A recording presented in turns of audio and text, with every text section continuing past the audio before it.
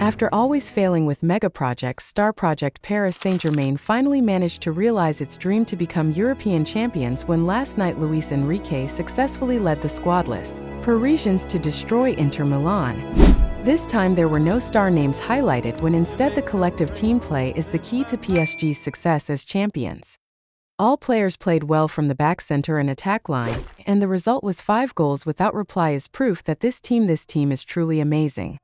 Topscore 11 takes a look at the story behind PSG's success with Luis Enrique, when he decided to focus on building a unified squad, rather than only relying on one player star.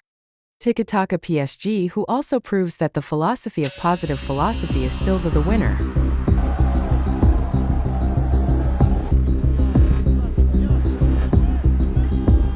Para ser un líder, porque tú piensas como que tú los tienes que marcar goles. Claro, tú eres un fenómeno, un top mundial, ninguna duda. In the past, when Luis Enrique had Kylian Mbappe at PSG, he once gave individual advice to Mbappe that he had to be the first player to press.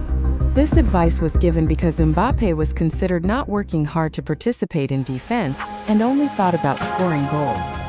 If that happens, the team will be unbalanced, and that's why Enrique dared to say that his team would be better in terms of defense and attack if they didn't have Mbappe's kills. This has been proven correct this season, or since Mbappe left PSG to join Real Madrid.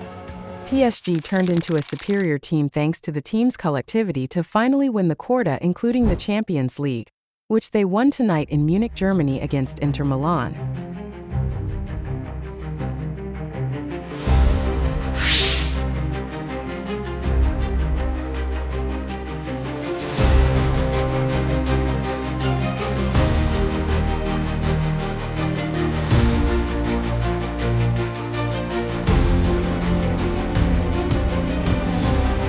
When talking about the Champions League final, Luis Enrique proved that PSG don't need Mbappe, Neymar, Messi or star players who are lazy to run when defending. In Enrique's system, what is needed are players who want to run with or without the ball, those who want to always move, who are willing to sacrifice for team collectivity, and want to play according to Enrique's orders.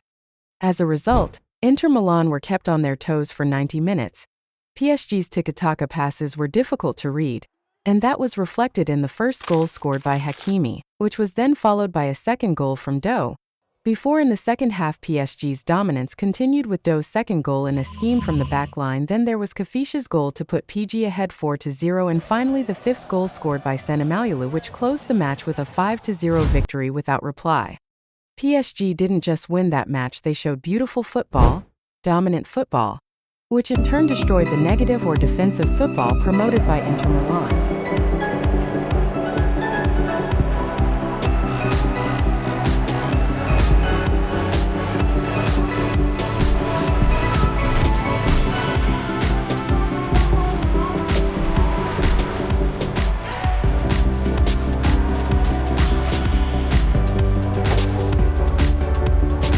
PSG's success this season is not only the result of big investments, but also the vision and leadership of Luis Enrique, who is able to form a solid team that is dynamic and oriented towards collectivity and teamwork. This is why Enrique is highly respected by PSG players and fans today. Take a look at the huge banner with Luis Enrique's daughter on it after last night's win. It's a picture dedicated by PSG fans to Luis Enrique's daughter, who passed away in 2019 due to bone cancer.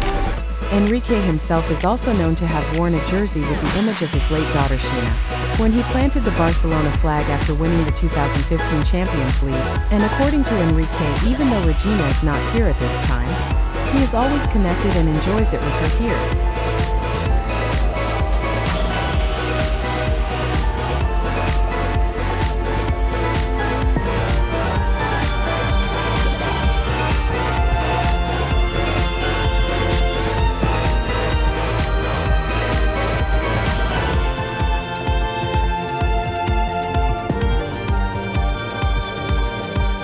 Dembélé, who would have thought that Dembélé, who was criticized a lot when he played at Barcelona, especially because of his dominance of injuries, has actually transformed fantastically under Enrique.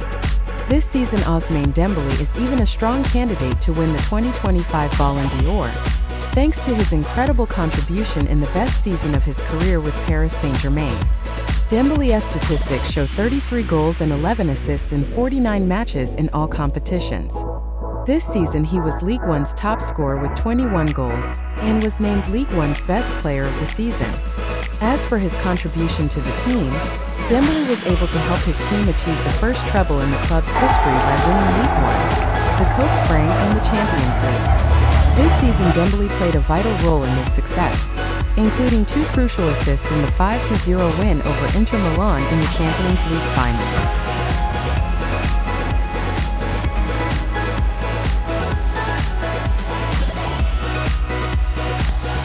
With the big international tournaments this season, Dembélé's performance at club level will clearly be the main determinant in assessing the Ballon d'Or winner.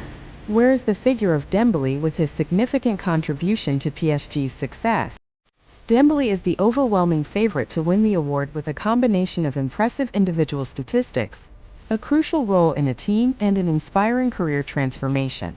Ousmane Dembélé once again has a great chance of winning the Ballon d'Or 2025 ahead of the phenomenal Lamine. In the end, this season was not just about PSG's victories on the pitch, but about how a philosophy was revived, how collective work defeated the egos of the stars, and how beautiful football can still win without having to worship a single name. Luis Enrique proved that trust, discipline, and system are the true keys to glory. He not only formed a winning team but also revived the spirit of the pure game. Football as an art, not just a big name, and in the midst of this great story, stood up for himself. Ousmane Dembélé, once an underrated player, is now a symbol of the resurgence of the game and a major favorite of the Pats. A symbol of the Renaissance and a favorite for the 2025 Pre-Ball York. From the stadium in Munich to the hearts of millions of fans, this season belongs to PSG.